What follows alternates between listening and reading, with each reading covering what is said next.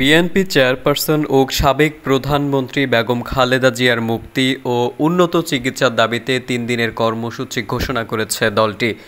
বুধবার দুপুরে নয়াপল্টনে বিএনপি কার্যালয়ের যৌথ সভা শেষে এই কর্মসূচি ঘোষণা করেন দলটির মহাসচিব মির্জা ফখরুল ইসলাম আলমগীর।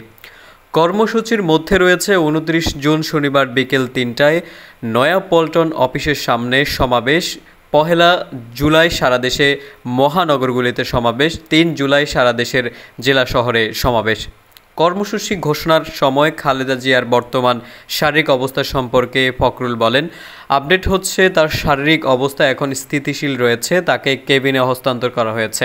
তিনি সিসিইউতে মানিয়ে নিতে পারছেন না, এ কারণে সিসিইউ এর সব সুবিধাসহ তাকে কেবিনে নেওয়া হয়েছে। এ সময় খালেদা জিয়ার রোগ মুক্তির জন্য দোয়া প্রার্থনা করেন বিএনপি মহাসচিব। এর আগে মঙ্গলবার রাজধানীর গুলশানে বিএনপি চেয়ারপারসনের রাজনৈতিক কার্যালয়ে সংবাদ সম্মেলন করেন দলটির মহাসচিব মির্জা ফখরুল ইসলাম আলমগীর। সেখানে রাজধানীর এভার কেয়ার হাসপাতালে চিকিৎসাধীন দলের চেয়ারপারসন খালেদা জিয়ার মুক্তির দাবিতে কর্মসূচির ঘোষণার কথা জানান তিনি।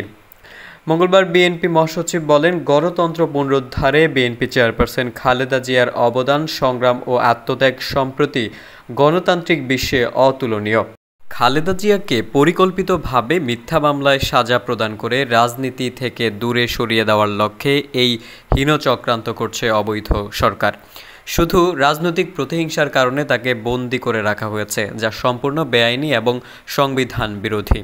এই মামলায় জামিন পাওয়া তার সাংবিধানিক অধিকার।